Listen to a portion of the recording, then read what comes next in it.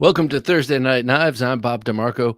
Coming up, we take a look at some new Cold Steel line knives that are coming out. New Cold Steel knife lines coming out.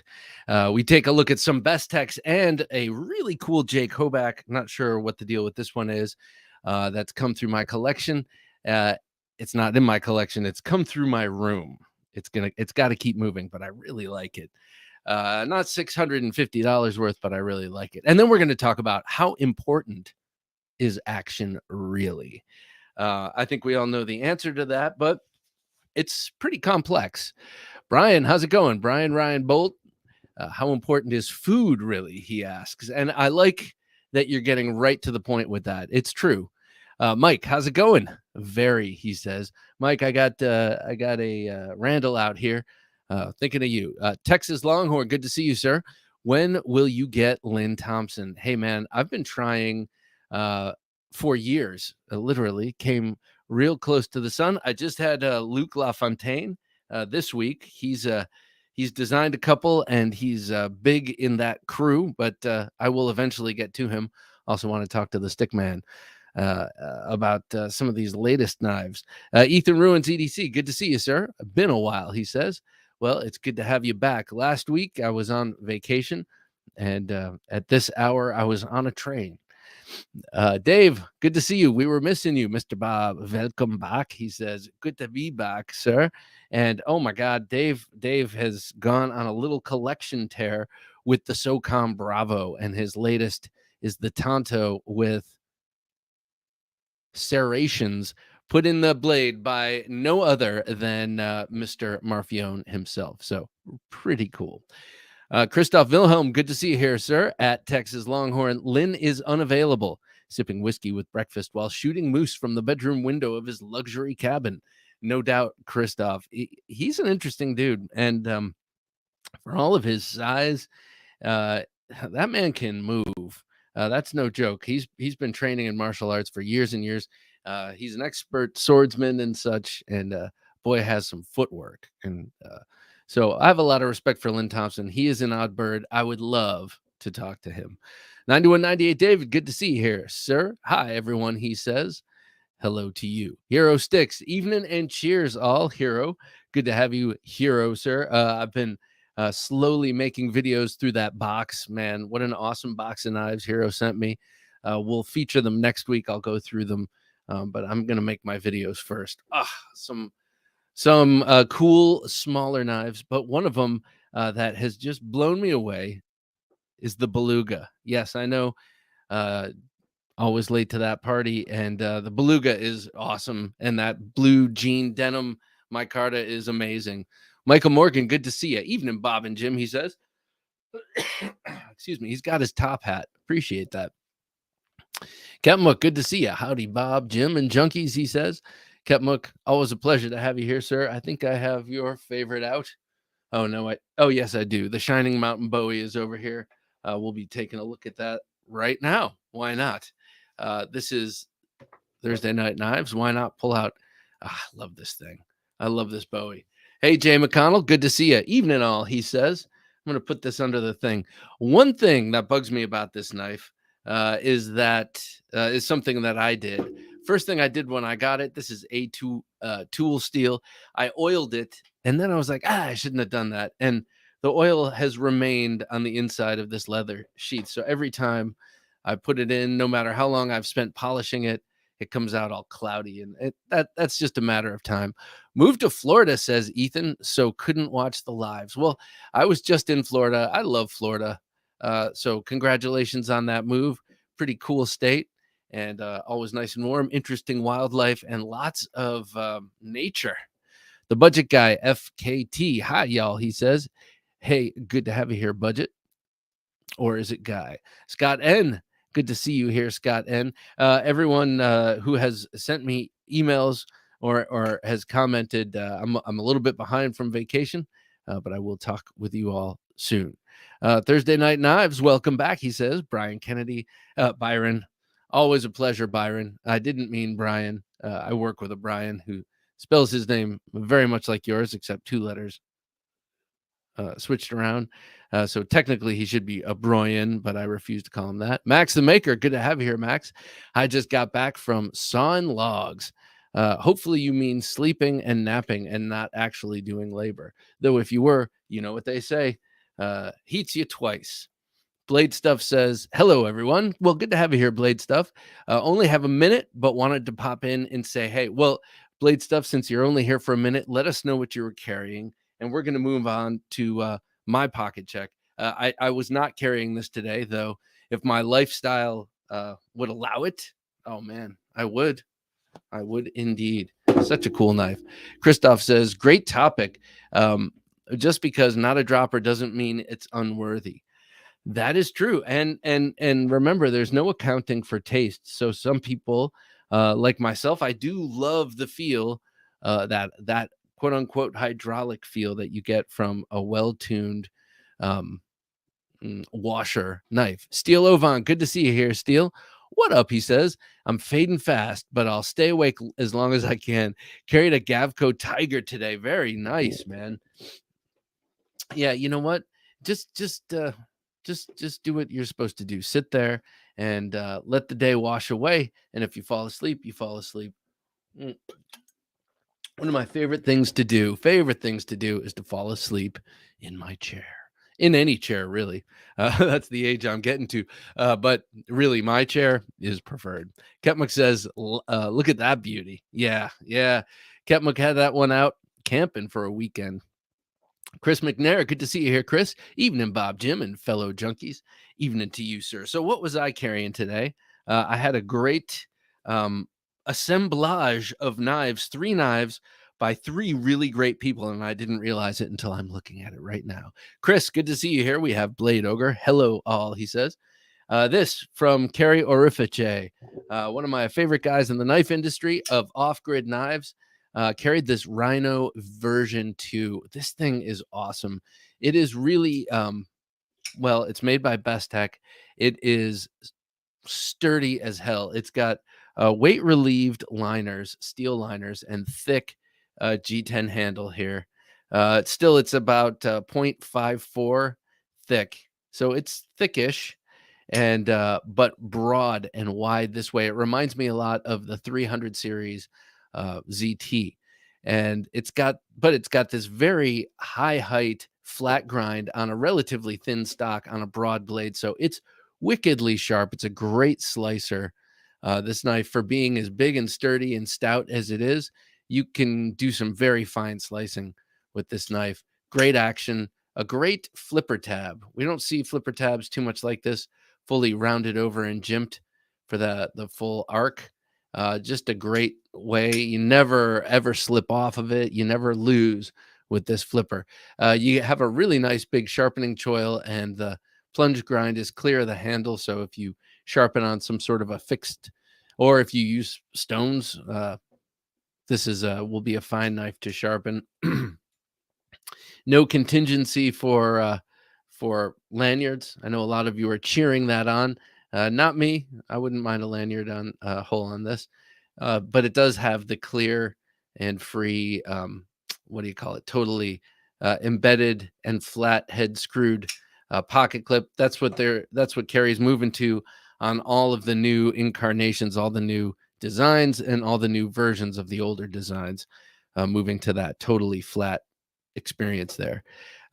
So great knife. Went on a little hike in the woods today with my daughter, and I just used this to whittle a little bit, and that was it. So no real use for this today, but this is good to go. Everything from like cutting the office cake or whatever, pork roll, to carving and whittling, and to heavier chores. So and a really great knife, probably my favorite pocket knife from Off-Grid Knives. Next up, from another great guy, is the Hogtooth Knives Tonto. Carried this in my waistband. Hero says, can't wait to hear what you think. The Beluga is go. It is awesome. The baby Beluga is a great option for those that dig smaller blades. Well, I happen to know, Hero, that with the Beluga, it probably would not kick the things that regularly are in my front right pocket out. So a baby Beluga with that same blew my Micarta. That Micarta just blows me away how beautiful it is. So that's probably what I'll do. Everett 13, hello to you, sir, presumably. So yeah, my waistband, I had this Tanto. I have the discrete carry concepts, discrete. I always forget the name. Discrete concepts, discrete carry concepts clip. This one just pinches, doesn't go over the belt. It just pinches onto the seam, the hem of your waistband, and works like a charm, especially with this perfect sheath on this perfect fixed blade knife. I love this thing. This is also 154 cm. This is a stock reduction from a guy who usually his bread and butter is forging blades. He did my sub hilt fighter, that amazing knife. Well, this is one of his. He has a couple of these water jetted out at a time, and he does stock removal and busts these out pretty quickly. And people like them. I love it, and I want to. I actually happen to see in the background of a recent Instagram post, he has a different, like a sheep's foot blade on this. Also, this handle, I love this handle and finger guard setup. It's perfect for in the waistband carry. I can get a full 4 fingers on there, but it's curved over, great for capping with the thumb. And it's also low and rounded off enough that it doesn't bump into your ribs. Hollow ground, wickedly sharp. I tell the story about how the first fire pit of the year, I had a whole bunch of knives out there that I wanted to test out because they were nice and thin behind the edge. And I was going to whittle, what do you call it? Feather sticks. And they all felt like, ooh, these are going to break or something. I don't know. None of them gave me confidence. And I had this on me. I pulled it out and used it. And this thing made incredible feather sticks in pretty hard wood, that kiln dried wood. So an excellent EDC all arounder there at 3.5 inches. Everett said, just got the small Incosi. Oh man, that sounds nice. And it's made me realize action isn't always that important. Well, I love that kind of action. I have my what is this called? The Umnumzon out today, and I was just slowly opening it and closing it, and I just love that feel. Now it's not dropping shut by any amount. I would have to swing it hard to make it shut like that, but that's the point. It's just such a sumptuous feel. It's just a different kind of feel. Brandon Thrasher, good to have you here, Brandon. What is going on, everyone? He says, well, we're talking about action, Brandon, and we're also talking about what we were carrying today. And I got one last thing. Chunky Cut, good to see you here, Chunky Cut. My SOCOM Bravo has eased into some amazingly slick action this past week. Mine too, sir. I've had my pivot come loose twice. I just had to blue Loctite it, and no problem now. You just tighten it down just as much as you can and leave it locked in there. Never Enough Knives 007, good to see you. Howdy, junkies, he says. Well, howdy back to you, sir. And today I was also carrying my, yes, you got it, Jack Wolf Knives sharpshooter. Been carrying this thing a lot. I think he's all sold out at this point of the sharpshooter, but he's got the laid back Jack, which is a sway back, coming out in May, this coming month. I had this on me today, but if you're unfamiliar with what a swayback is, his version of this style knife is coming out next. I'm not sure about the dimensions of it, but this kind of knife, and I'm very, very excited to check that out. So I just wanted to show you this. So this is what I was carrying today. The off-grid knives, Rhino. And by the way, this is the Rhino V2 in 154 cm. You got to check out the baby Rhino. It's tiny. It is amazing. My wife has commandeered it. It is now hers. I need to get another one so that I have one in my collection. It is the best tiny knife. The best. Hands down. Next, I had the Tanto EDC from Hogtooth Knives, and then this beauty, the Jack Wolf sharpshooter, gun stock Jack. What were you guys carrying? Let me know. I am interested. This is how I gather information. What was in your pocket today? And these are going to sit here, and I have now something else in my pocket. If you can guess what kind of knife I have in my pocket exactly, I will give you $100,000. Just kidding. I won't. Bobby357. How's it going, Bobby? If you like using your knife as a fidget gadget, then action is more important than otherwise, I think. Yeah, that's true. That is definitely true. You also might get to the point where you're not necessarily using it to fidget, but the ability to drop shut it to you means quality. And if it doesn't do that, you're like, not high quality enough. And that may have been born out of fidgeting. I think I know someone like that. That may be born out of fidgeting, but at this point, it's just a quality check. And I guess to each his own. For me, I like all sorts of action. Just make sure it's good. Like I love this. This is stiff. This is stiff. This CQC7 super, but it's all smooth the whole way. It's just not falling shut for a million years there. It won't. Blade Stuff says Sabenza 25, Benchmade Presidio Auto, and Old Faithful Victorinox Fieldmaster for me today. Very nice setup.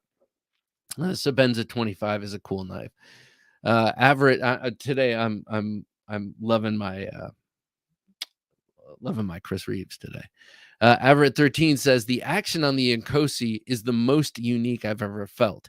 Definitely a two-hand closer, but it locks up like a bank vault. Oof, that sounds nice. Eventually, it won't be a two-hand. Sometimes they get so smooth. Like my Sabenza is so smooth it just drops shut now. Even though it's not like a drop shutty action, if you know what I mean. Glow Rhino Lightbringer,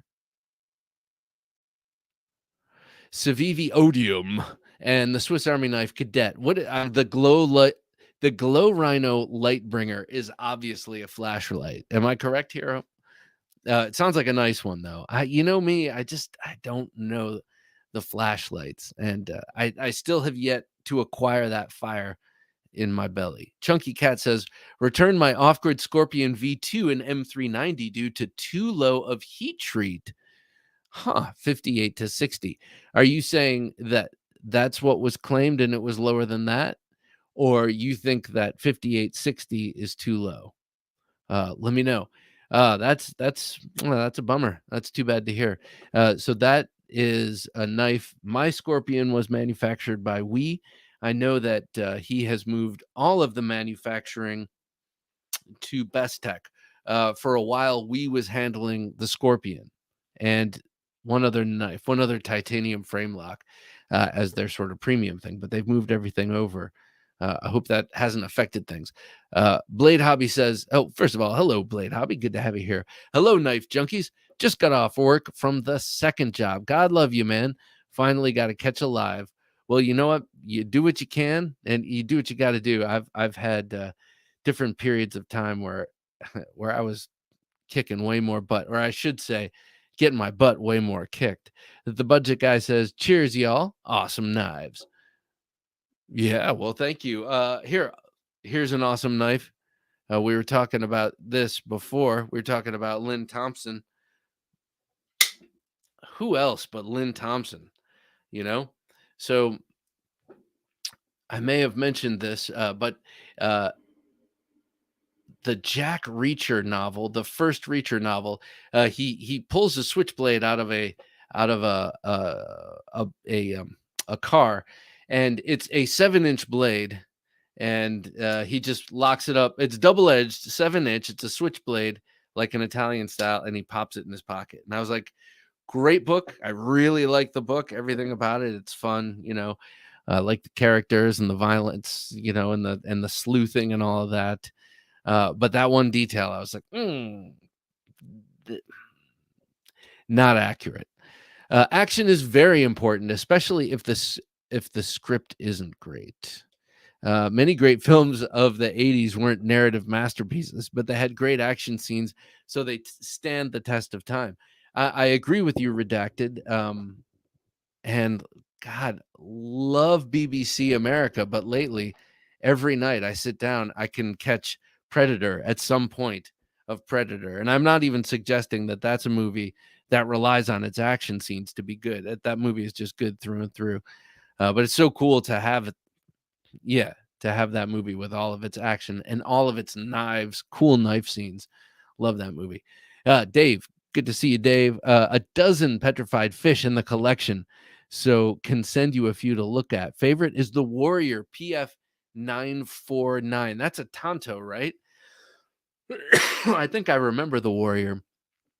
Man, your collection, Dave, is just off the chain right now, and I highly respect it. I'm wondering if a purge is coming, and if a purge is coming, um, I hope you give me a call. I'd love to peruse the collection and see what's on sale. JN, good to see you, JN. You like the way I just assumed that you're selling some of your awesome collection? It's wishful thinking because you have such an awesome collection. JN, good to have you. What up, Bob and Jim? Well, you know what? We're just doing that Thursday night thing. Texas Longhorn says, "What do you do if you can't carry a knife on the job, but you can't leave?" You know what you do? Where is it? Uh, it's over there. I was going to say you carry a DeMarco Liberator out of G10, but you can't cut your sandwich with it. I don't know. What do you do if you can't? I mean, have you considered some of the? I mean, it might be very impractical, and it might really send the wrong message. But have you thought about any of those plastic knives, like from Cold Steel? Um, if you think you want it for self-defense, but you can't bring it in, I would highly recommend one of those. But otherwise, if it's just for EDC and you just want it because you like to have it around, I guess it's best just to leave it at home, or leave it in the car. I hate to say that. I had to go. I was shooting something 2 weeks ago in a detention center for youth, and I had to leave everything at home, and I was not allowed to forget something like I did at the theme park. So luckily I did. Chunky Cut says, "Love my S45 VN Zahn action. Got flicky in a week or so." That's my best way to open this, is to sort of flick it. Sometimes it flicks real. Yeah, I love this thing, man. I do love that blade shape. I do prefer the Tonto on this one. Ethan Ruin says, "Love my Zahn." Yes, yes, yes, yes. It's a classic, a classic. Hey, let me show you. Speaking of cool knife, this one is one that comes to me from Dave. This gentleman right here. For the knife on washers, check out the Kaiser Justice. So smooth, and actually as if it's on bearings. That's a Pinkerton design, right, Dave? I want to show what we're giving away next month. This is one that Dave gave us here at the channel, and I'm really excited to give this one away. It's been sitting there mocking me on the shelf because I think it's a really cool knife with an extremely cool blade shape. I don't have anything like this in my collection, and I will continue not to, because I'm giving this away because I'm good. This is a Gentleman Junkie knife giveaway. This is the Shieldin Boa. Shieldin makes some pretty darn cool knives. Here, let me move this over here. And so this comes in a high quality pouch. Actually reminds me of something you'd put a Leatherman in. But here is the knife.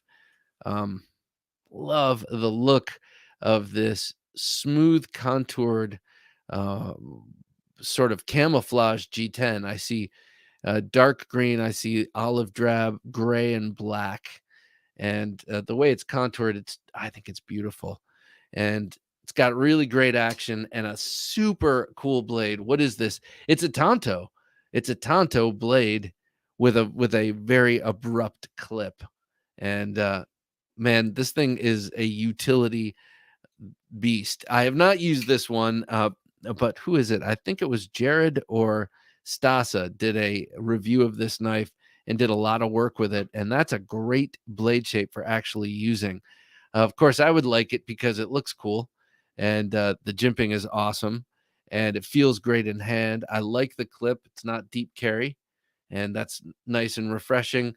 For a large knife, I don't always need deep carry. And this is a pretty large knife, coming in at about almost 4 inches on that blade. That's a biggish blade. And this is what we're going to be giving away. Shieldin Knives Boa. This thing is super cool. And there are other shielded knives that I have really been drawn to. We gave another one away a little while ago, and that was probably my favorite, that other one.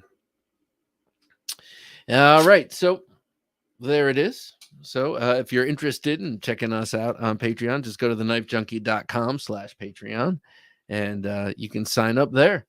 Different levels of support. Gentleman Junkie gets you in the knife giveaway. But no matter how you slice it, you get interview extras, and that's always a lot of fun. Those are little tidbits of interview that happen after the main interview with the guests on the show. Blade Ogre says, carrying the quiet carry waypoint, the ZT-0460 tie, the Kershaw Federalist, the Hinderer XM18 recurve. I'm kind of loving that knife these days. The Case Hobo, the SOG Seal XR, and the Spartan Blades Palace. Wow. 3, 4, 5, 6, 7 blades, man. Chris carries a lot of knives on him. That Federalist, that's that new slip joint that's been on the cover of Smoky Mountain Knife Works this past catalog. It looks like a great knife. Let me know what you think, Chris. Oh, sorry. That was terrible. I do apologize. Hero says, Sharpshooter seems like a major hit. I'm going to try and get in on the laid back jack for sure. Yes. You will not be disappointed, sir. You will not be disappointed. The super thin hollow ground M390 blade is amazing. And to answer the question about how important is action on a slip joint, action is supremely important, especially if you're Ben and you're designing this knife. Shane, good to see you, my friend. Shane Gable says, my carry for today was the Medford Slim Midi. Oh, man. Something ravaging the house, and I'm getting just a tiny bit of collateral damage from it. Mike Flamian says, knives of the day, Shirogorov F5 Silk CD. Hang on. Knives of the day, Shirogorov F5, Silk CD, Dieter Kressler shoot knife. I love a shoot knife for fixed Spyderco arc neck knife. Nice. As usual, the Victorinox Cadet on the keys. Prometheus Works Invictus for my 5th pocket. Randall next week. Very, very nice. What's the Dietmar Kressler? Or I know what a shoot knife is. Is it a modern or just a shoot knife, the Loveless design? Interested in that, Mike. Chunky Cut says, guess I'm not hipster enough to enjoy slip joint recent movement. Yeah, well, I don't think you have to be a hipster to like slip joints. I've liked them forever, and I'm forever old. I'm probably older than you are. And also slip joints had their first resurgence, I would say, I don't know, maybe 8 to 10 years ago with GEC and certain YouTubers. So I feel like there might be a second thing happening now, but don't worry. You can get into slip joints and enjoy them without being a hipster. I swear. There are certain things you cannot do, like wear skinny jeans and not try and be a hipster. But something like a slip joint knife, you can do. I'll even write you a note on Knife Junkie paper. Ethan Ruins EDC says Zon Tanto S35VN. That's what I have, the S35. What do you guys think of S45? Dave says, rocking that new SOCOM Bravo Tanto custom serrated and my custom Pinkerton hybrid Smilodon fixed blade. Very nice. You posted both of those today. Beautiful, beautiful knives. Love me some Pinkerton. I do indeed. Any way you slice it, he makes some cool looking knives. I happen to have mine out tonight. This is a cave bear, and yes, it looks like a cave bear tooth, doesn't it? Chunky Cut says, hint, it's not really a knife in the pocket. Wait, hint, it's not really a knife in the pocket. Aha! Redacted says, carried the Kaiser Vindicator today. What were you vindicating, sir? I am vindicating. What do you think of this new Kaiser Assassin at 3 inches? Come on. You can't call a 3-inch EDC an assassin. You call something like this an assassin. But even calling any knife assassin is just a bad idea in my estimation. Because if it really is an assassin's knife, you don't need to name it as such. It's like if you're a hitman, you don't put that on your card. A murderer.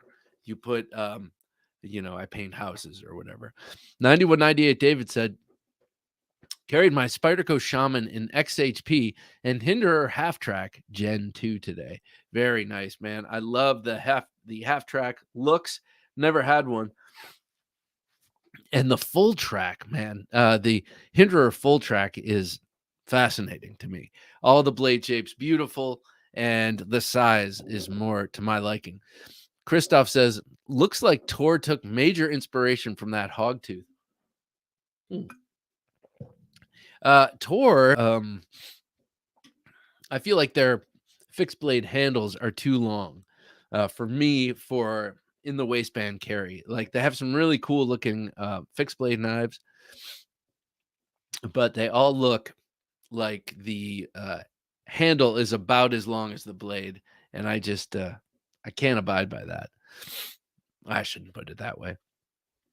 I just think it would get less carry. Boy, guys, sorry about all this sniffing, and I'm sitting here, I'm getting all stuffy. Caleb says, today I had the Deadlock Model C. Oh, the Deadlock Model C. You would laugh if you knew where my mind initially went. I was thinking of the Deadbolt. I was like, Caleb was carrying a CRKT. Oh, but no, indeed, he was carrying the Hawk Deadlock Model C and the Knife Nuts Podcast Edition Sharp by Design Micro Typhoon. Happen to know something about the Typhoon as I have Hero Stixes here, and man, what a sweet knife that is. I love the way the detent breaks on a Sharp by Design knife. You can just feel that it's different. Brandon says, my carry today was the Spartan Hersey folder, the Sharpshooter Jack, and a Work Tough Gear Lynx. Dude, very nice carry. That sounds like my carry would be, though I don't know what the Work Tough is, but I'm sure it's sweet because they all look cool to me. Max, I was doing the work type of sawing logs, but I just learned the slang meaning of it. Oh, that's funny. Sawing logs is snoring, actually, and I learned that when my grandmother, may she rest in peace, amazing lady and very proper and everything. But after my grandfather died, she was sleeping in the room, my sister's old room, next to me, and I was home for a summer break or something during college. She was in there and she was snoring, and I was like, this sweet little old lady is snoring like crazy. So the next morning I called her out on it. She said, oh, I was sawing logs last night. And so that's where I got that. Michael Morgan, Knife Center exclusive micarta Revo Ness. Oh, that's a cool knife. And the Roper Tumbleweed, not sure what that is. Oh, you're going to tell me, which is a lockback junior sodbuster. Nice, in carbon steel and white bone. Love white bone. Very nice. That sounds like great carry. That Revo Ness is a neat folding Nessmuck design. Chris McNair, good to have you here, Chris. I love all kinds of action as well, from a Malibu to my Cold Steel SR1. Yes. Okay, so the only cold steel I have out right now with the triad lock is the massive XL Espada here. But there is a certain feel to smaller triad locks that have been kind of worked in. They have an awesome feel. Today, I carried Jared Neve's Medford Slim Midi, says Shane. Ooh, that sounds nice. I know which that's kind of got an anodized blue handle maybe, and some texturing, if I remember, kind of cut into the handle.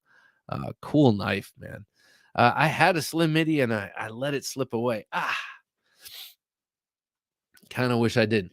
Jay McConnell says today carried the Shiro F95 Zero and a case small swell center jack in red jig bone. Nice. Sounds good, Jay. I like that. You got two of the three bases covered, and I never expect that third base to be covered by most people, and that's fixed blade, because either it's a serious pain in the butt or it's a serious pain in the butt, or you're used to it. Blade Hobby says, today I carried my reground BGM ZT 640. I got to do that. With fat carbon fiber scales, very nice, and Spyderco Native Chief and Civivi Keen Natter. Keen Natter, very nice knife. I have one of those. It was a gift from Dave. Thank you, Dave. Always will remember that gift and the many others. JN says, yesterday I carried my hewing hatchet on my leg and forgot it was there. Brought it in the house and sat down, tried to scratch it. Oh, man. That's cool that you're walking around with a hewing axe, though. Just not my lifestyle, and I admire people with that kind of a lifestyle. My SR1 is a guillotine. Finger must be on notice. Yeah, get it right up front. Get it right up front so that Ricasso bumps into it.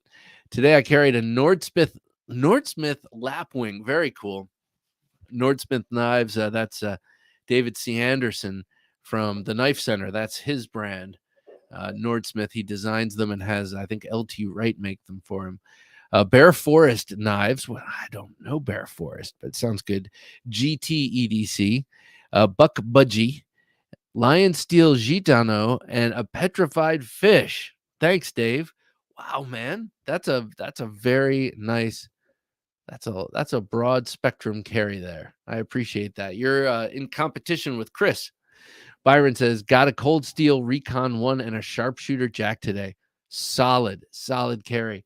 And speaking of action, my Recon 1 has incredible action. It's an old one.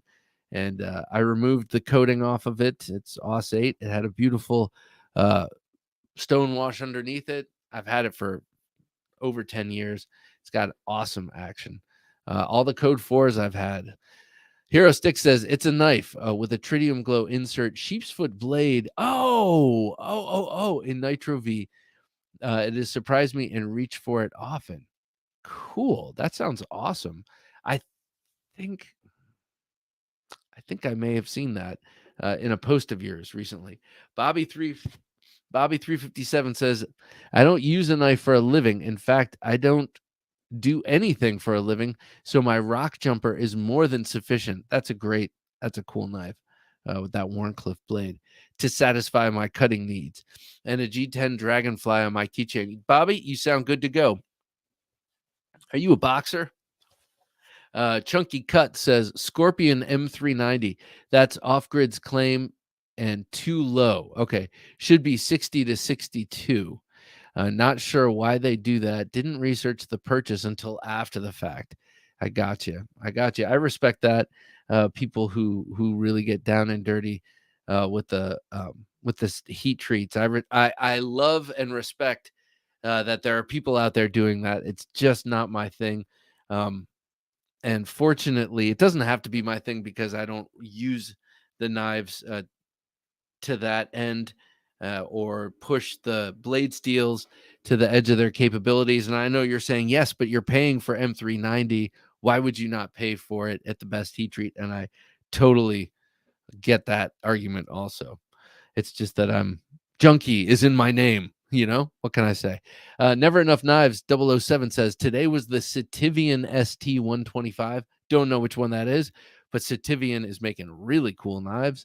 The CJRB Large Feldspar, classic and beautiful, both in Jade G10. My new OC Knives Thumb Dagger. Yes, you turned me on to OC Knives. Thank you, sir.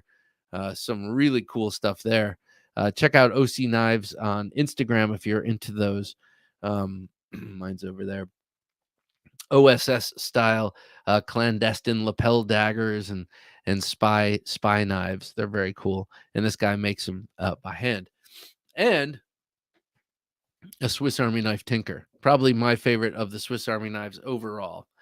The CJRB has great action for a thumb stud opener. Need to get my hands on. I want the Scoria. That's the CJRB I want. I want the Scoria. Daniel was used. Good to see you, Daniel. Daniel was. I was about to say, good to see you, Daniel. You pulling out the shiny Espada put a grin on my face. I love this thing. Yeah. I also have the dull Espada, but something like if you're gonna go this far, you should have the shiny one, right? The shiny one. But it's OS 8. Don't worry. It'll do the job for a little while. Hero says the Light Bringer by Glow Rhino, and it's a knife with the tritium insert. Yeah. Sheep's foot blade, Nitro V. I think I know which one this is. And you reach for it often. Who knows? Maybe down the road I'll get a box from Hero and it will contain that once the honeymoon is over. I love that. Thank you, Hero. I want to thank you again. He has sent me 2 boxes so far. 2? Yeah, 2 boxes so far with 6 or 7 insanely cool knives, and I love this one. This one is no exception. Christoph says, my latest favorite is the Picaroon Mutineer. That is a cool one. The Amsler Mini Fixie, not sure about that one. Spectrum OG Tan Tool, Alox Farmer, love the Farmer, and the Olight Tie 13T or I3T, not sure which one. The Picaroon Mutineer is one that I've seen from Stasa on Stasa's channel. That's a cool knife. Kane A, good to see you here, Kane. I think my carry is on point for the subject of tonight. First, with some great drop shot type action, the Koenig Arius. Okay. All right. Next, the buttered glass action, JG Scout, and some nice slip joint action, Romano Zulu. Very nice. Very classy carry, Kane. That Koenig Arius pushes me, edges me a little bit towards envy, I must admit. The buttered glass action, I love that expression. And the JB Scout, man, very nice carry.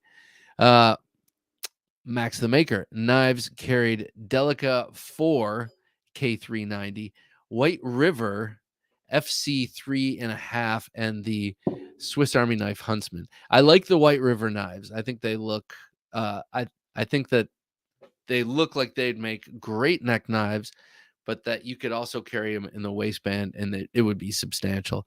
Texas Longhorn says the Luke LaFontaine was your best podcast. Thank you, man. Great story and great insight. I I thought he was really cool. I was so psyched to get to talk to him because I've been aware of him for a long time, and then he's been in the videos recently, so it was cool. The only thing that can top that is Lynn Thompson. Oh no shit, no kidding. Someday I'll have Lynn Thompson. Someday. I want to go out to the ranch and cut stuff, man. I want to go out to the ranch and try out all the swords on pigs and throw spears at targets and learn how to throw spears and stuff like that. I want to do all that stuff. They even made a crossbow for a while. I think they had to stop, but Brandon G says, well, now that they're there with GSM, that's a conflict of interest, I think. Brandon G says carried Tucson TS201. Awesome, I'm sure. I don't know which one that is, but the 301 is awesome. The Urban EDC F5.5, 5.5, and the David Mary LC200 and Prevail. Brandon, nice carry. The only one I know is the Urban EDC F5.5. The David Mary LC200 and Prevail sounds good and corrosion resistant.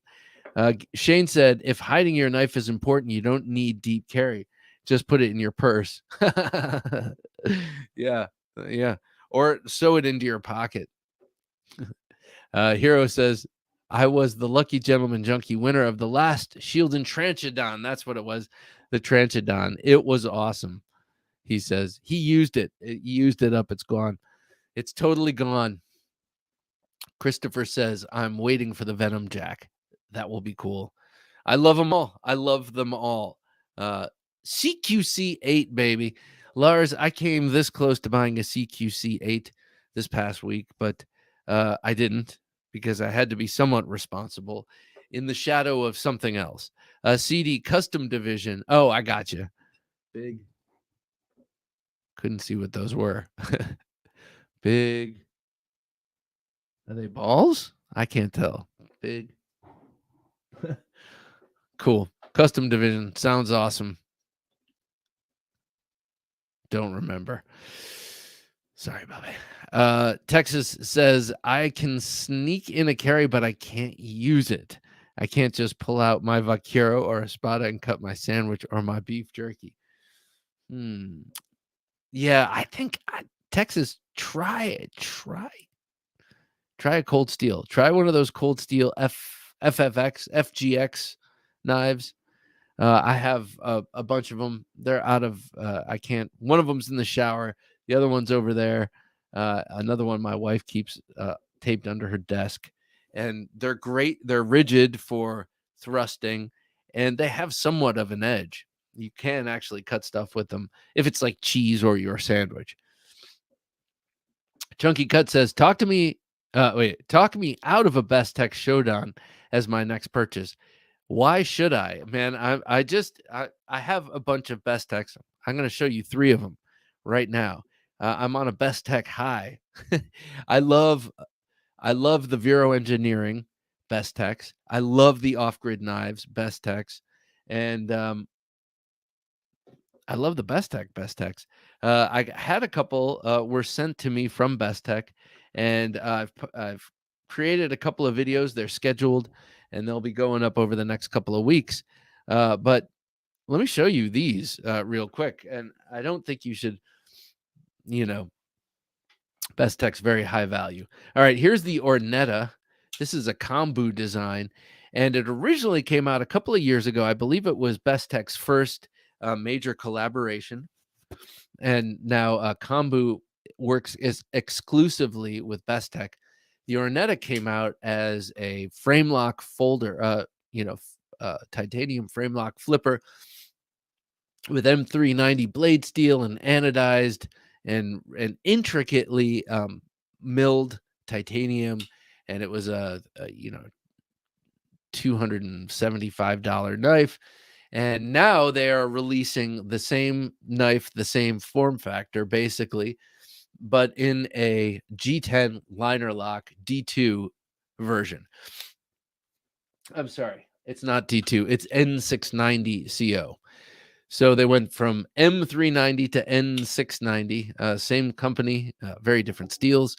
And this is a budget version of this knife, and I love it. I don't think, personally, that I would go for the titanium version of this knife because it would be too much of an investment into a knife that I like a lot, but I'm not likely to carry a lot if it's titanium. I think this is a great work knife. I think it's very comfortable in this grip. I think it's very comfortable in this choked up grip. But I think it may have reached its ideal state in this form, at least for me anyway. So I love this knife. It'd be cool to actually own this Ornetta. So maybe when it comes out, I'll be getting one. I don't have a Kombu in my collection. I'd like to have at least one knife from as many people as I can afford from their people that I've interviewed. I'd like to have their knives in my collection. There are some people who there's no way I will ever have knives by them, but maybe I can get a production version here or there. I would love to have this Ornetta in my collection. This is not my knife. This is going to go back to Best Tech shortly this week, I guess. So I cannot talk you out of getting a Best Tech Showdown. Get it. It'll be awesome if you think the design is cool. Chris McNair says, please don't chastise me too badly, but I left both pocket knives at home. I left both pocket knives at home. In my defense, I had a fever. Oh, okay. Well, blaming fever dreams. Okay. And I do use 2 separate Olfa Sver 1 utility blades at work all day, every day. Okay. All right. All right. So, Chris, the important point was you weren't without blades. You just weren't without premium pocket knives. And if you had a fever and you have a medical excuse, okay, we'll take that. But if I heard that over and over, I'd start to think maybe this is worth chastising. I felt naked all day. Okay, good. All right, so that's good. You felt the appropriate guilt, and that manifested itself in feeling like you were naked before God and man. Steve O, good to see you here, Steve O. Tops Longhorn Bowie. Yes, sir. That is a Tops that I've always wanted, never got. Recurve Bowie, so beautiful. Love that thing. I do have a cool Tops out here. I have the Wild Pig Hunter. But before I pull that out and show you, let me show you this one. Now, look at the color. We were talking Best Tech. Look at the color of this micarta. Beautiful aquamarine canvas micarta. Love that color. It's only going to look better the more oils it soaks up. Unfortunately, this is not my knife. Bobby357 says the action on the Mini Tempest doesn't get any better. I'm willing to believe that. However, look at this, Bobby. I mean, this is here. Let's go to this main camera here up in front. Look, I mean, this thing is really unhealthily smooth. This is the Cubis. This is a D2 and micarta liner lock coming out. I'm not sure when this is being released, but this is coming out shortly. They didn't give me much information on these knives. I do know Kambu, and I wanted to show this off. I'm going to be talking to him again real shortly. But this is a really good utility knife. You've got a cleaver style blade, fully flat ground cleaver style blade, almost full flat. But you have a nice point. You know that I don't like cleavers without points. This one has a nice point. Wouldn't mind a swedge on this. I do find the swedge is great for penetration if you're going to be using that point, like it is on the Off-Grid Knives Cleaver V2. This thing is so smooth. It's crazy. I know they have a couple of knives, actually, incidentally, designed by Kambu that have a similar blade style to this, but are larger, have a little bit more of a belly, and are titanium and in that dressed up, expensive line. This is an in-house design. I made a mistake on the supplemental saying that this was a Kambu design. It is not. It looks like some more expensive Kambu style designs by Best Tech, but that's an in-house. It's called the Cubis, and keep your eyes peeled for that gorgeous aquamarine canvas micarta. I can't get over how beautiful that is and how nice it's going to look when it starts to get darker on the edges and then in the spots where your grubby hands grip it. So Best Tech, I'm not going to say don't get it. There was a last one that they sent, and they said, this one is for you, Bob. So this is a gift from Best Tech, and man, I appreciate it. And I remember we covered this knife news story on the supplemental about a year ago. Texas says, I feel like the Knife Junkie is retired CIA hitman and used all of his blades. He reminds me of Archer. That's funny. Nah, I'm a mild-mannered suburban dad. The guy is my dad. I think it's funny because my parents love to travel, and for a while they had this streak running where everywhere they went kind of mysteriously fell. You know, it became a fallen society after they left.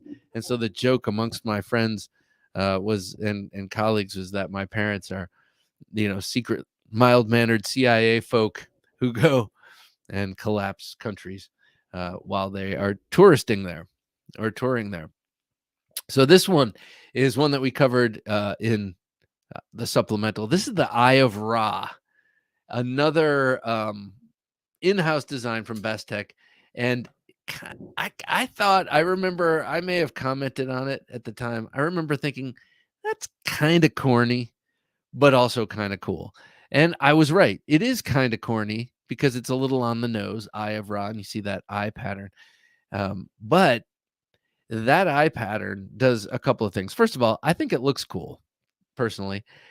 Two, it adds great grip to the fingers that wrap around and kind of nestle in these cutouts. And three, it's a great pinch point for flipping grips, going from reverse grip, which this is awesome in reverse grip. Not sure if you'd need it, but and then in forward grip. So great knife. I like it's just got some style with the milled and sculpted G10 here. And then the steel liners are somehow colored blue. I'm not sure what that is, if it's a coating or it doesn't look like a coating. It looks like some sort of anodizing. I'm not sure if you can anodize steel. Someone can weigh in. Love the shape of the blade. It reminds me overall, now that I have it, of a Brian Efros design. What do you think? Does this remind you of a Brian Efros? This is great. This is a cardboard slayer. Here's the thing. I was using this to cut down a bunch of boxes, like all of us. I receive a lot of boxes and I save them for a while thinking I'm going to ship stuff back out in this box. And I usually end up getting a new box anyway, depending on what I'm sending. So I had a bunch to cut down. I was using this, the Eye of Ra, which, by the way, the action on this is killer. It's got awesome action. But and even after cutting all that cardboard, still has great action. It was doing a great job. And then I was like, let me contrast this versus, I should have pulled it out. I've referenced it twice now. The Off-Grid Knives Cleaver V2. And that is the best cardboard knife I've ever used to cut cardboard. The version 2, it's D2. It's got super thin geometry and it's got a super slick coating on it. It just glides like crazy. And it made this very good knife feel slow through the cardboard. All that being said, I really dig this knife, the Eye of Ra. I think this would make an outstanding daily carry knife that could flex into self-defense style knife because the grip is very good, very sure. It's got a great piercing tip. I mean, it's like a dagger basically at the tip with the cross section when you look at that swedge. And yeah, just a great knife. I really dig this thing.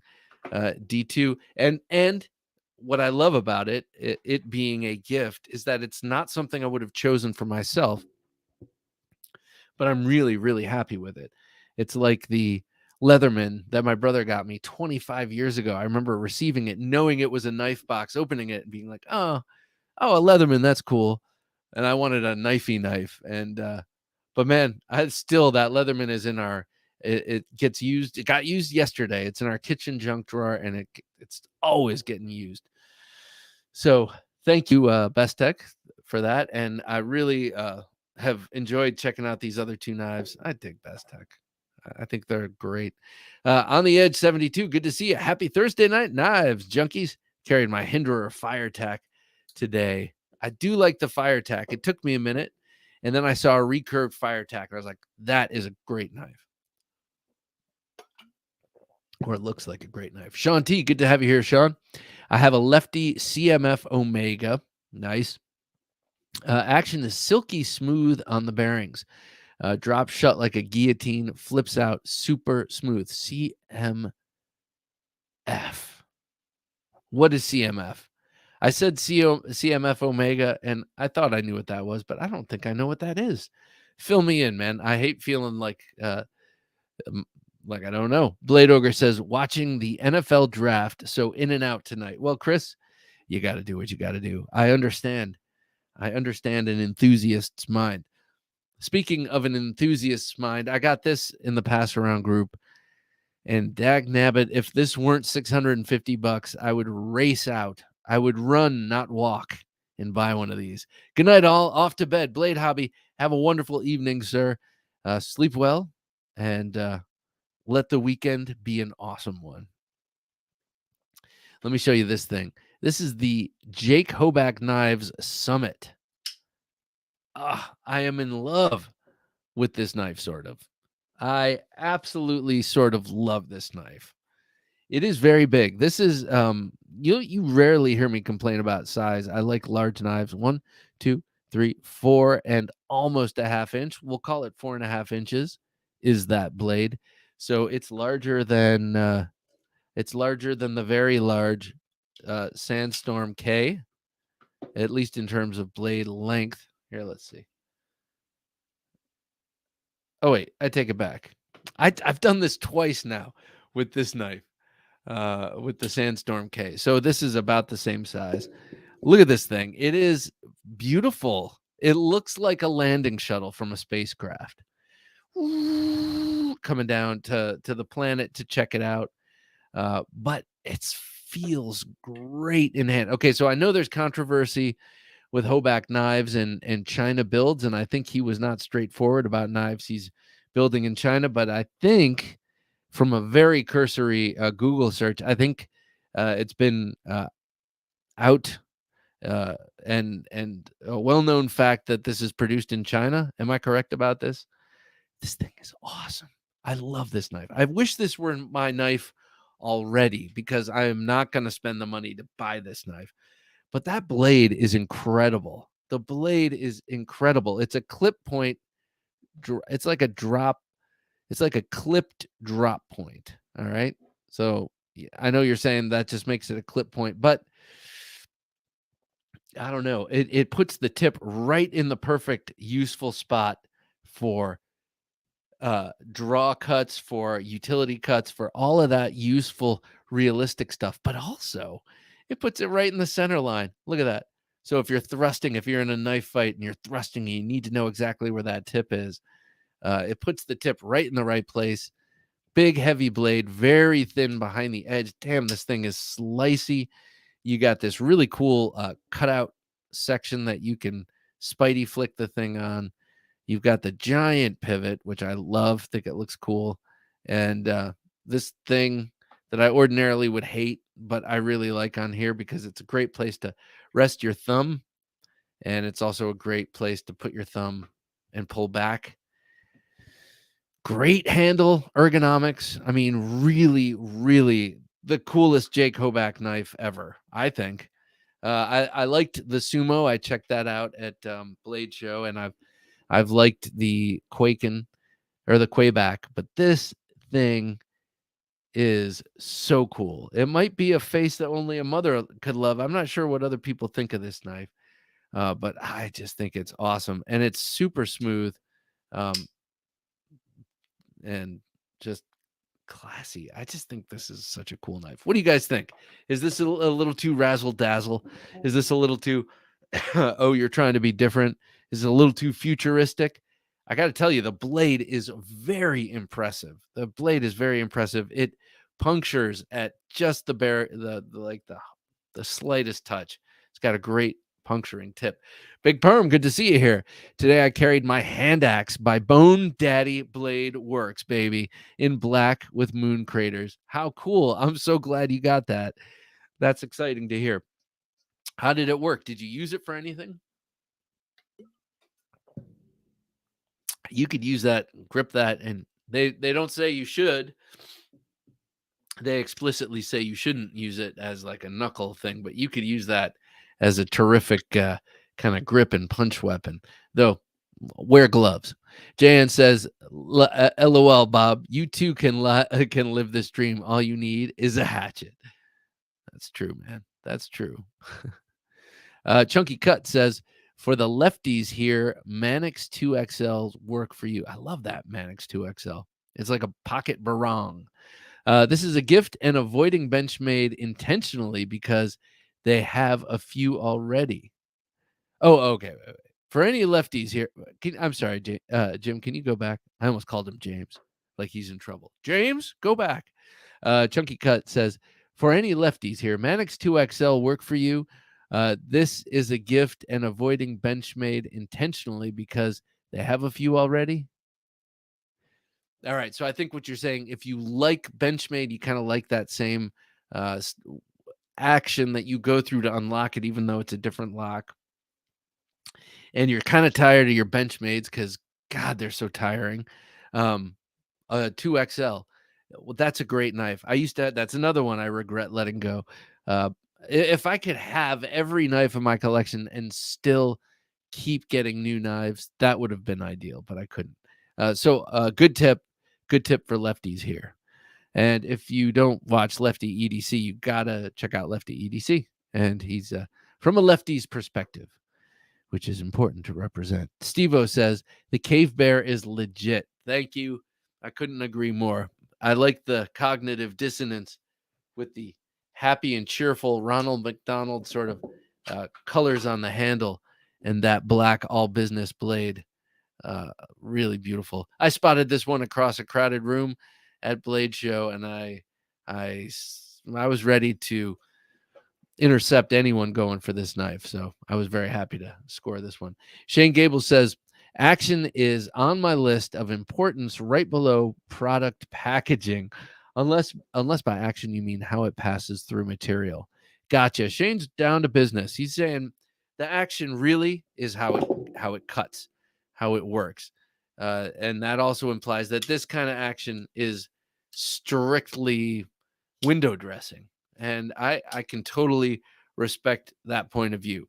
I do like the differences between what I was just doing. I find that gratifying and pleasing, and I also find this gratifying and pleasing.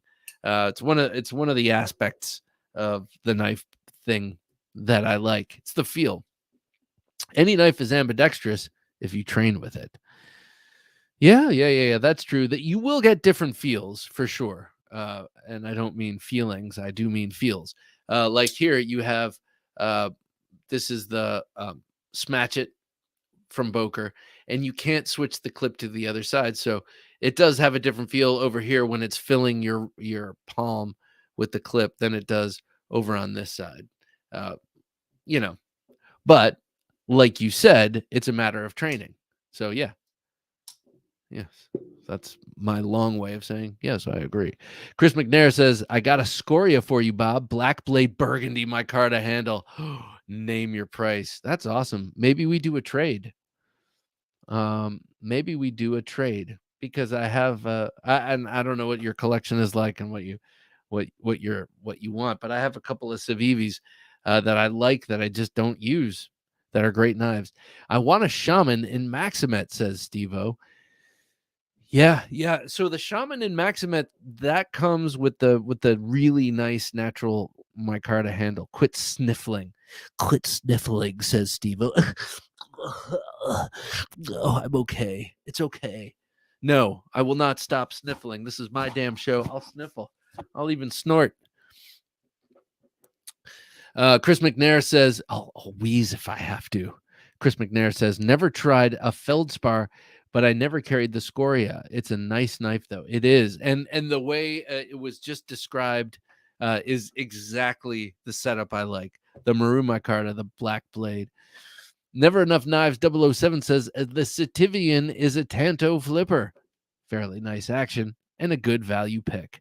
I'm with you. I have one Citivian that I've experienced, and it's sitting over there, and it is one of their lower end knives. It is a chunker. It's pretty cool. It's very aggressive and tactical on the folding end of things, and pretty cool. Amazing what you can get for the money. Kevin says, hey, Kevin, good to have you here. The Big Gun ZDC. Evening, you bunch of beautiful knife folk. What a privilege to be here with y'all. Well, it's a privilege to have you here, good sir. Always a pleasure. Ketmuk says, my Finch Chernobyl ant will be here tomorrow. I love that. The Chernobyl ant is their folding, flipping sodbuster for real. Now, the Harvester, they said, was inspired by sodbusters carried by their in-laws and such. But this one is actually a sodbuster instead of a sheep's foot. Steve O says, I'm a Spyderco fan. Yeah, I am too, man. The last I knew I would regret. Oh no, here it is. Okay, so that whole deal about saying if you guess what's in my pocket, I'll give you $100,000. That is now off because I'm going to show you. But check this one out, Steve-O. This is the 20 CV carbon fiber. This was a DLT exclusive, but I got it with this 5x5 Combat Solutions. I think that's what they're called. Pocket deployer. It's awesome. What do you think? Curious. What do you think about the aftermarket Spyderco stuff? Shane says, Steve-O, God bless America and Spyderco, brother. Absolutely. God bless both America and Spyderco, indeed. Where would we be without Spyderco? I remember watching the movie Summer of Sam. It takes place in 1976, I believe, in New York City during the Son of Sam murders. I remember being a little kid and visiting my grandparents there and having a sister who is 5 years older than me and worrying she was going to get murdered while we were there. But in that movie, there's a scene where Adrian Brody, I think, is playing a punk rocker, and he's on stage, and he one-handed opens like a buck 110 type knife, and it really stuck in my craw. I'm like, this is pre Spyderco Workman, the first knife to ever have a one-hand opening feature, and that being the Spidey hole. It was before the modern age of the one-handed opener. I know people can say, "Oh, there's the dead the what's that? The arm, the broken arm knife, whatever it's called, the slip joint that looks like a razor blade." I know there are other ways to have deployed the knife, but that really stunk. So without Spyderco, we would be in a world without single-handed opening knives. Okay, sorry to have taken you down that little tributary. Jan said, I would probably pick up a shaman if the next drop lasts long enough for me to show up. Oh man, I hear your pain with that. I hear your pain, or feel your pain, because I'm always missing the cool drops. The one cool drop I did get was the Yojimbo exclusive from Blade HQ and M4, and I ended up selling that to Nick Martino. Jay McConnell says, give me a toothy edge. I love me a toothy edge, he says.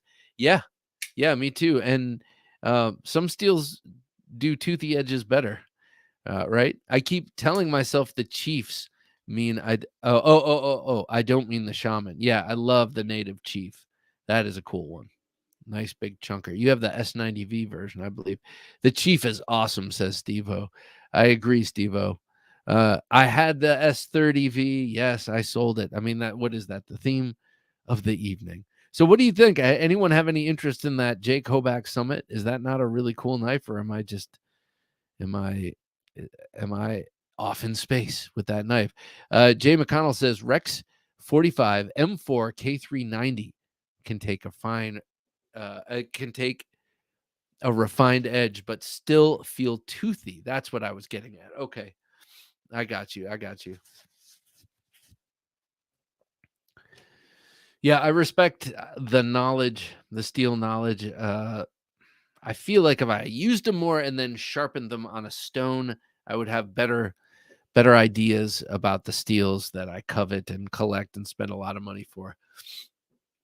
Professor EDC, good to see you here, Professor. Hey, Bob, Jim, fellow knife junkies. Sorry for being late. Glad I still got to catch the show. Well, Professor, I'm sorry. I'm snorting and sniffling, and there's a sickness tearing through the household, and I'm collateral damage to that. Sean T says CMF Metalworks. Okay, thank you, Christian. Matthew. CMF Metalworks. I think you had Ian on the show. Ian. Why am I Pekarsky? Ian Pekarsky, CMF Metalworks. Yes. Thank you. Sorry. I'm a space case. What can I say? Carried the Zahn and my sharpshooter. Hey, that's nice. I carried my sharpshooter today. We've been talking about Zahns a lot, and we were just talking about the action and how lovely it is. And buttery smooth. Kevin says, I'm carrying light, the Benchmade Bug Out in blue, and the Victorinox Cadet in blue A-locks with my Quill XL. I got my Quill right here, Kevin. And I was trying to figure out, so I love the Quill, and I like doing things like this.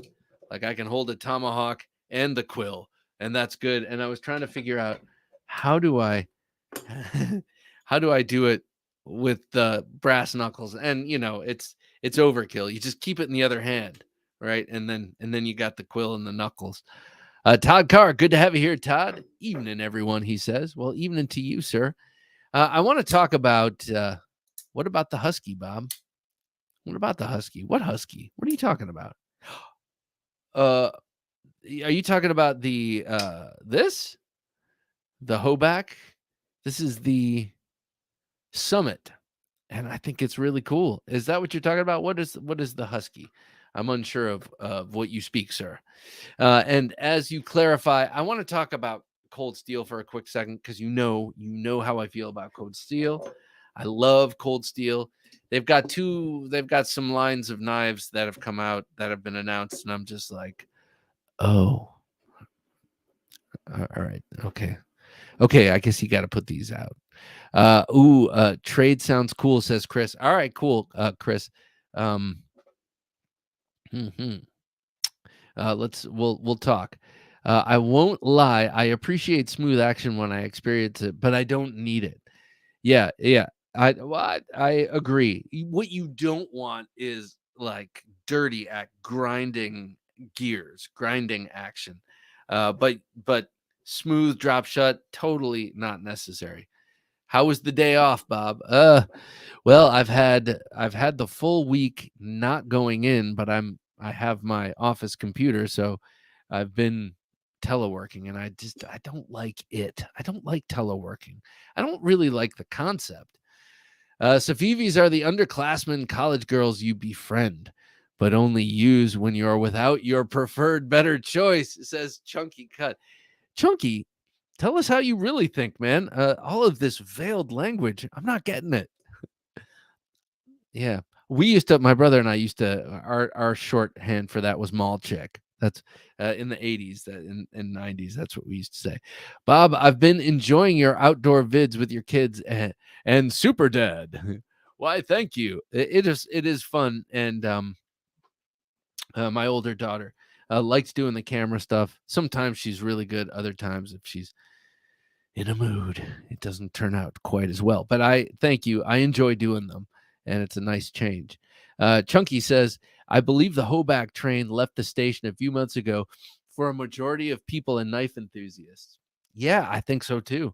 It's funny because uh, ever since Blade Show last year, when I introduced myself to him and his business partner, um, I had been in talks to get him on the show, and we'd settle on a date, and then they'd cancel, and then they're a little elusive, and you know me, I find out stuff from you guys. I find out stuff right here, and then recently I found out, Jake Hoback of all people was having knives secretly made in China. I mean, if you're gonna do it, brag about it. Like, talk about who you're having make it and have it be a part of your business and decision making. Like, yet the truth will out. He puts Psalm 23 on here. Can't remember which one that is. But I think it says in the Bible, and it says in Shakespeare, the truth will out. The truth will come out. You cannot hide something like this, especially from a bunch of knife nerds on the internet, man. I will not stand for being lied to. I'm out on Hoback. I love his big blades, and I loved his blade. Okay, so Shane, was this the knife that he lied about, or was that something else? Like, where did that come in? Someone fill in the details for me. Oregon Knife Guy says, "Hey everyone, I carried my Well, first of all, hello Oregon Knife Guy. It's good to have you here, man. Hey everyone, I carried my Yojimbo in my back pocket, my Slim Midi in my front pocket, and an Arthur Wright Barlow in Stag, and carbon steel in an EDC organizer with my Olight and Fisher Space Pen. Pure luxury, man. Sounds great, and utility. And you got two very nice hollow grinds there. Ior, good to have you here. Hello, guys. Anyone tried Concept Fusa? How is the opening and closing? Now the Fusa, that's one of the real. Is that the drop point? I think that's the drop point. They okay. We covered the Fusa recently, and now I just don't remember. But let's help them figure out.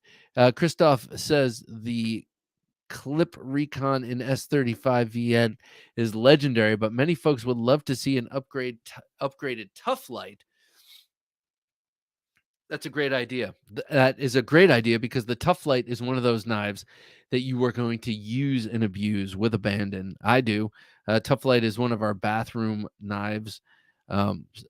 Upgraded steel would be awesome on that thing because they get it to such an incredibly thin hollow grind, and it's OS 8A, and it's a little bit soft. I have to say, boo to Hoback. He lied to us. Hard to trust him, and I can't support people I can't trust. Organ knife guy, Shane, if you don't mind, in one sentence or less, how did he lie? What knife was it? And was it sort of like the quartermaster thing, like proudly made in the United States via China? Yeah, talking about Hoback, I really like the Husky. Okay, the Husky's the big, I know which one that is. It looks like the big Quayback. Yeah, I really like this thing, man. It's too bad that there's a cloud over him. Maybe I can get this for dirt cheap because I think it's so cool. I love it. But tell me what it is. Hero Sticks. I'm curious to hear what the action has been the worst out of the box for folks. Ooh, what's the worst out of the box action? I feel like we're spoiled rotten. You get a $20 knife with great action. Shane says it was all of his folders, I believe. The fixies he made. Oh, no kidding. Oh, that. I thought maybe he did something like, my assumption, my benefit of the doubt assumption was that he did something like Microtech, like just was lacking bandwidth to meet demand, and so went to China but didn't tell anyone for a model. But this is very, and Microtech did it the right way. Not only were they very public about it, but they picked a knife company that is highly acclaimed for their milling ability and knife making ability, but does not have a million OEM clients. I think that was smart to go with Reich. It was not smart to pretend that you were making your knives in the United States. You think people aren't going to see that? And then also to be very religious and to have like religion and, you know, being pure of heart, which is, you know, and being a Christian, being Christ-like, having that be part of your brand, and then lying. Whew, that feels worse because you know, a lot of people take religion seriously, and that feels that's a stinging hypocrisy. Daniel was used. Good to have you, Daniel. Oh, I think I already said that. Most knife consumers don't care where it is made, just want good designs, good materials, and well made for decent price. I, like you, feel that way, or maybe you don't feel that way, but I, like many users, feel that way. But I also don't want to be paying made in the United States by hand money for a knife that's made in China. This knife here that I've been talking about that I like so much here, this is $650, man. And made openly in China. This model, he's, at least when you look up to buy this, they're pretty straightforward that it's made in China. But $650, that is a made in the United States price. You know, it's got a bigger blade, but it's not that much bigger. You know, the Sandstorm K, this thing cost I know it doesn't have titanium handles and it has a lesser steel, but it's not, it's a fifth of the price. So I don't know. So let me know when you lie about being made in the United States and intentionally charge a couple hundred extra on each knife. That's a no for me. Yeah, well, yeah, me too. So I'm gathering that's what happened. Arriving tomorrow, a new Jack Wolf. Yes, yes, sir. Yes, sir. Me too.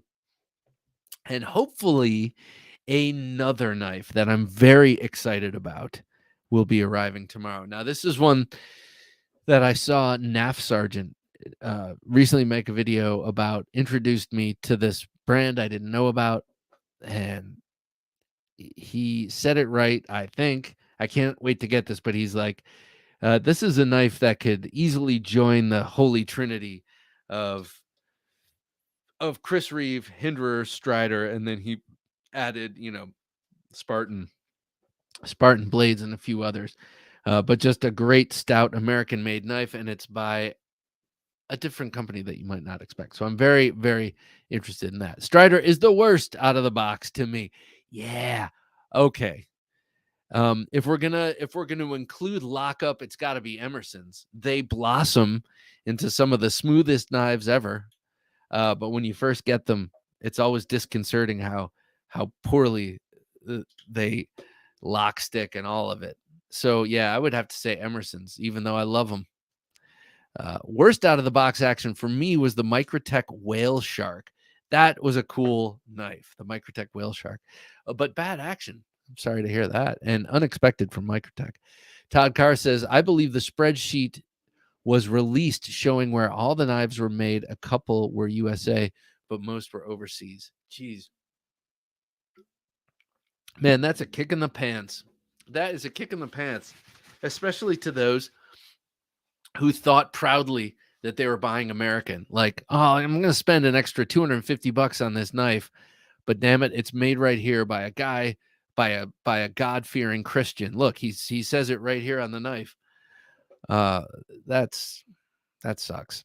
Oregon Knife Guy says he allowed all the distributors to state that his knives were American made when all the folders were made in China. Oh, that sucks. That leaves a bad taste. Chunky Cut says ordered a Bestech tulip. What a cool knife. Dave has a tulip in pink as a joke gift yesterday.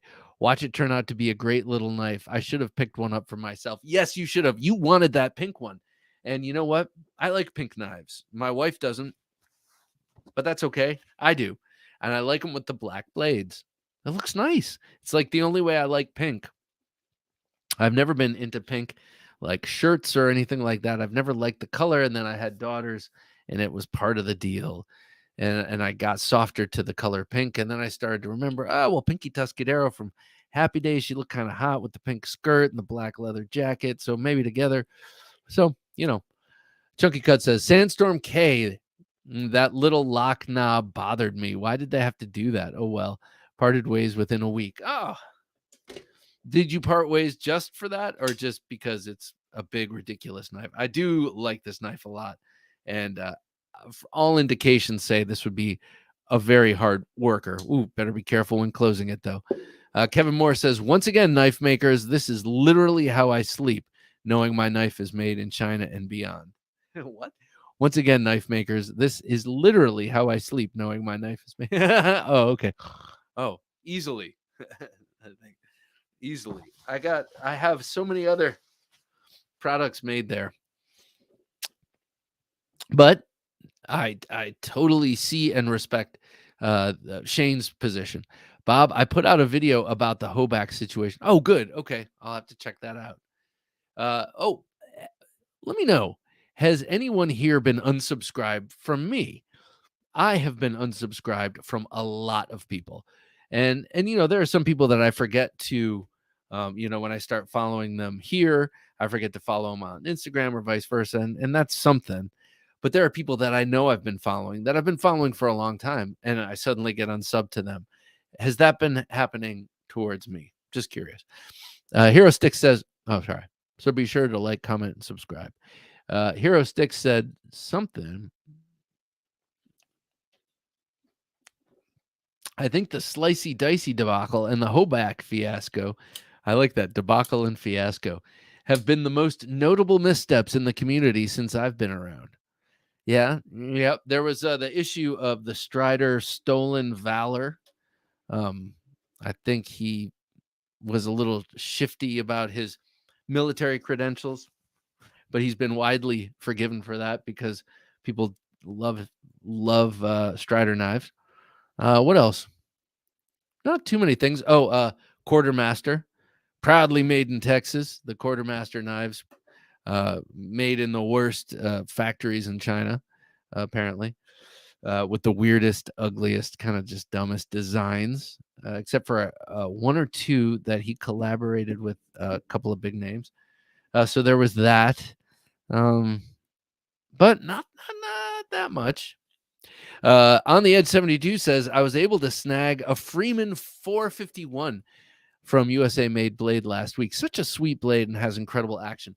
Always interested in the action on that. That was an early button lock knife, button lock flipper, and also the way they mill out the grooves in the blade. I always thought that was cool and interesting.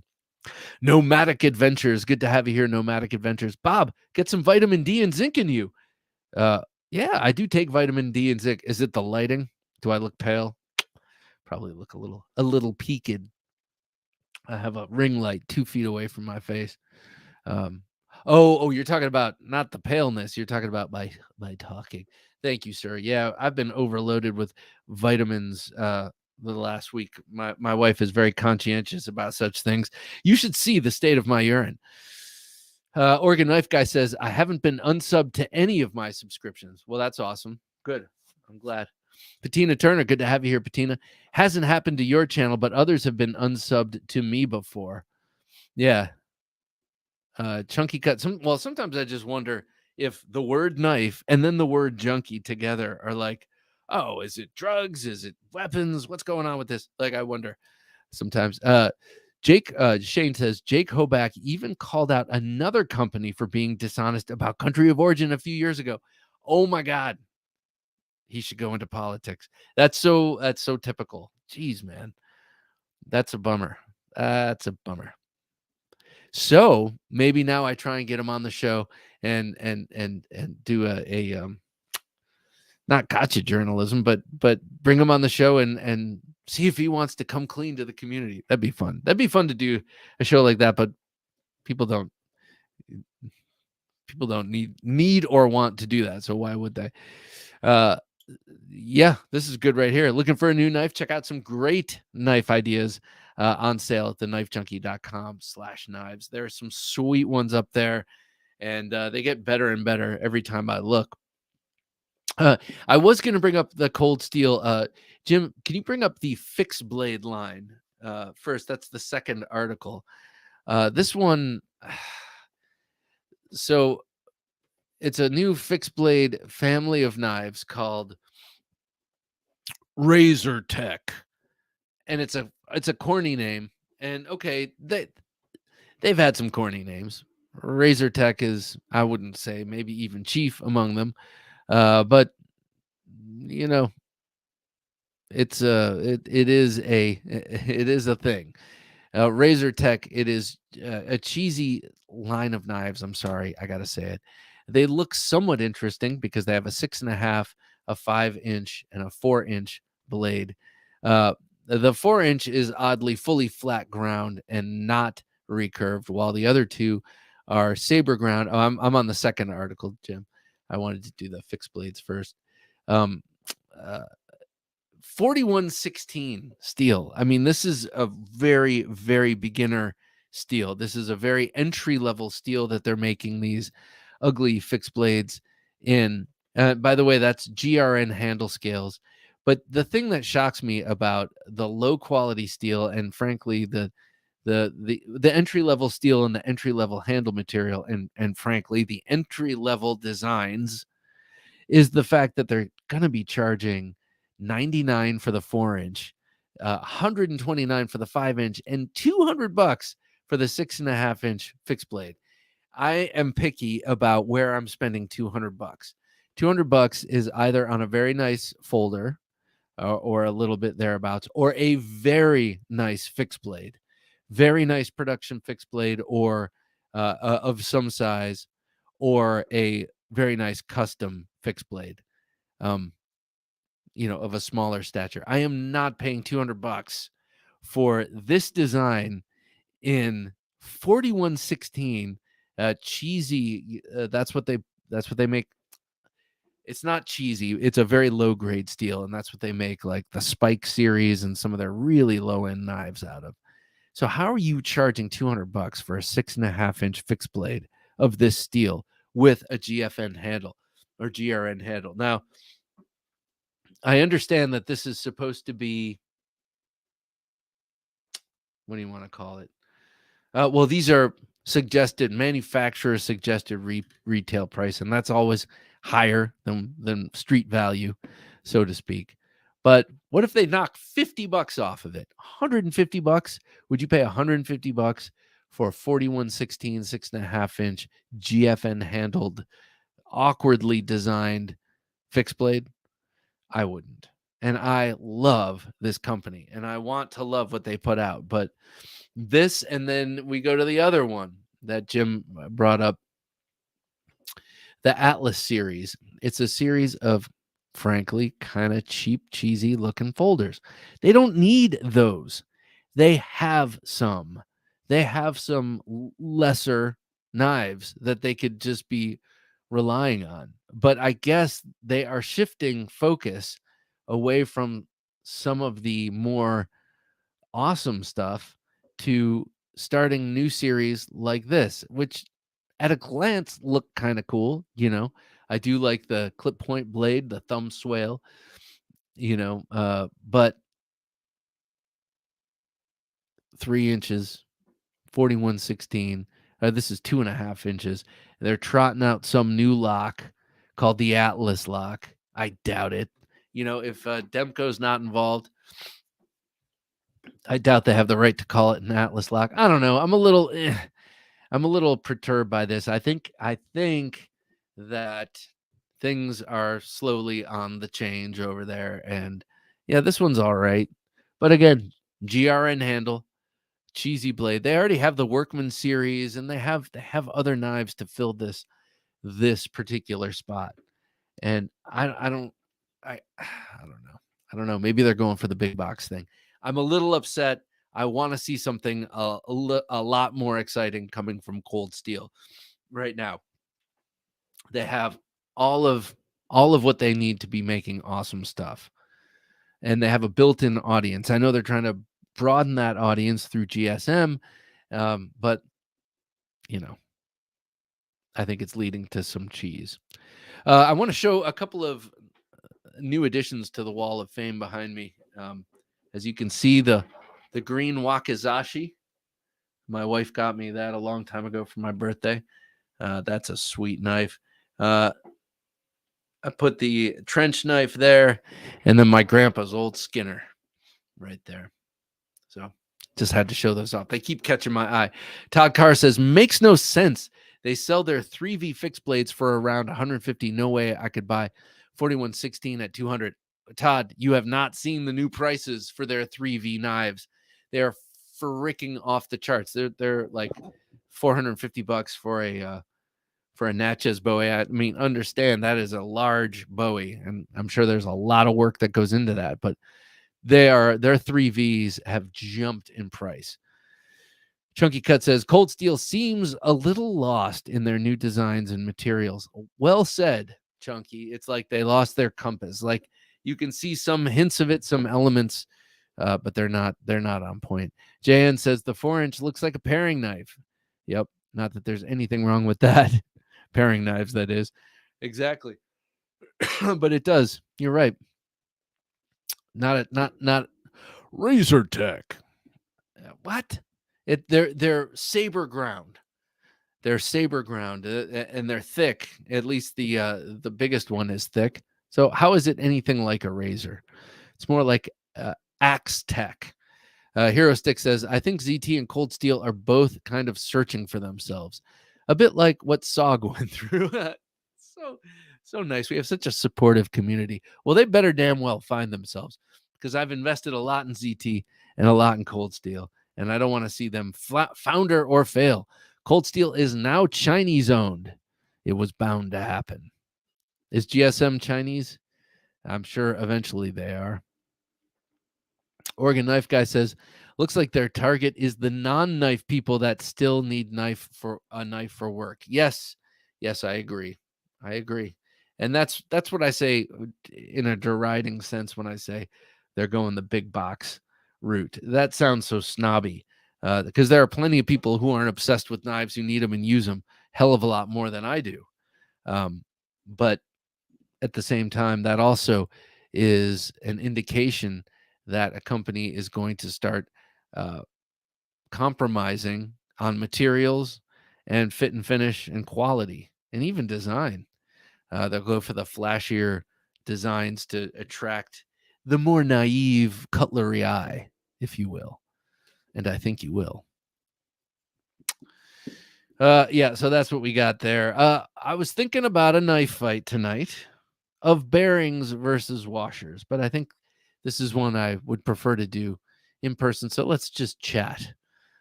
Steve-O says, I subscribed from you when you talked smack. I unsubscribed from you when you talked smack about Metal Complex. I never talked smack about Metal Complex, Steve-O. No, I didn't. I got no smack to say about him. I have smack to say about one Knife World person, and I'm not going to talk about them. But they have absconded with about $1,000 worth of my knives, and that's that. So that's the only person I would be trash talking if I were to, which I won't. Caleb Townsend says, "Gotta head out early to get some rest for a cave camping trip tomorrow." Oh my God, anxiety level just spiked. Caleb, as you're going to bed, watch that movie, The Descent. I love that with the babe with the group of babes that all go deep into the caves and come across some freaky little things. Hydrate, my brother. Thank you.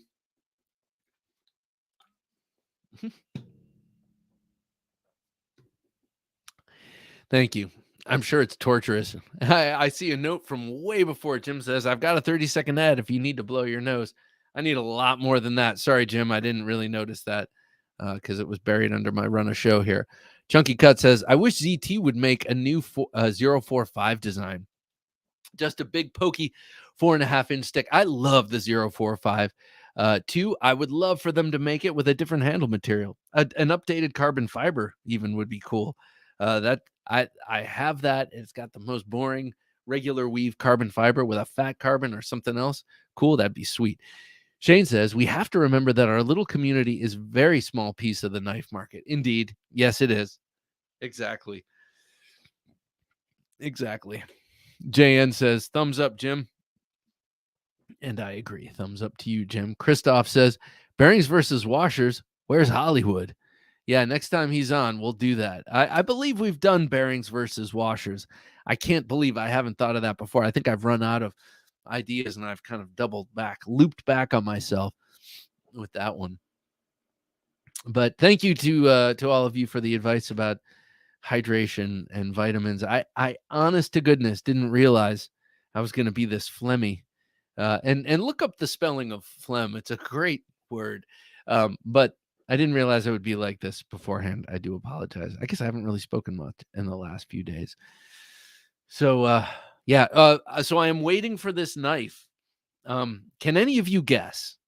Maybe you've seen the NAF Sergeant video and you know what it is, but I went out on a limb. I've never seen any other video on this knife, and the company has made one other knife, and it's not necessarily for me, but it's gotten some good reviews. Does anyone have any guesses? Any guesses? I'm taking guesses. That's all. Let me know. We might be a small part of the industry, but we definitely complain the loudest. That's for sure, man. That is for sure. That's why you can go to, Kevin Moore. Thank you. Let me finish this thought real quick. That's why you can go to Lowe's and get a cheap $20 pocket knife from Cobalt that has ball bearings and a deep carry pocket clip and, a lot of the luxuries we expect. Kevin Moore with a $10 super chat. Thank you, sir. Great week after the break. Thank you. Good interviews, great knives. Thank you. Well, let me see. Well, what am I going to salute you with tonight, sir? How about this? This is one that doesn't get much press, but this thing is beautiful. This is my RTAC 2. This is the precursor to the SE Hungless. And I got an aftermarket sheath made for it that was recommended by Nut and Fancy years and years ago. And one just like this nearly chopped my brother's leg off, and he was the one wielding it. These things are amazing, sharp, cool, and at this point, emblematic. So, Kevin, the Big Guns EDC, this is for you, sir. Thank you. Oh, yeah. There you go. Look at that. Beautiful 1095. It had a traction coating. It's pretty much all worn off.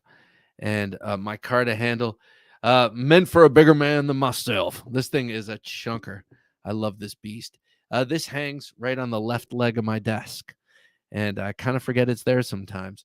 But so glad I have it. And it's razor sharp. This is for you. Thank you, Kevin. Much appreciated, sir. What was I babbling about? Something incoherent, no doubt. I can sharpen 4116 easily, but it's too soft. Yeah, you can like strap 4116 on untreated cardboard or on denim on your leg, um, as long as there's no nicks in it. Benchmade cut guns. Oh yeah, yeah. Puts out an astronomically priced food prep knife. Huh, that's interesting. I mean, it's interesting that you put those two together. Yeah, yeah, I know they were just kind of helping out the local police, but that's a bad look, man, when you're in that industry. Don't salute your forehead. Dude, have ever you seen such a fine forehead? Look at that. Look at that. No Botox, no wrinkles. No Botox, no wrinkles. I mean, I can make them happen if I furrow my brow in a sensitive way. Really, I'm concerned about your feelings. Then I get the wrinkles. Sensitive beard guy. When my brother and I were kids at church, in the 70s, we thought beards were awfully cheesy. My dad had a mustache, but we thought beards were awfully cheesy. And there was a guy, and we called him Sensitive Beard Guy, and he would get up and read he'd do readings, and he was a Eucharistic minister, and he always had his brow was always like, God, I feel so deeply. I feel so deeply. Yeah, that guy, he was made for the 70s, with his corduroy suits and his wide bottomed legs, and zipper boots. And I'm not being judgmental. I'm just remembering, man, what a great time to be alive it was then. All right, ladies and gentlemen, now I'm waxing poetic and just reeling in the years. So I think it's about time for me to go. No one has guessed what knife I have coming in. So I'll just surprise you with it. But in the meantime, you got to check out Sunday's interview. It's number 312, and it's with Kevin Johnson. You know him, Lefty EDC, Kev on Lefty EDC, and now the co-owner of Devo Knives. The Devo Knife Stout is a knife that I've had the pleasure and honor of checking out. I've just put a video up recently. That is the knife that he and co-owner of Devo Knives, Colin Maison Pierre, have designed together and are having manufactured by QSP. Awesome EDC knife.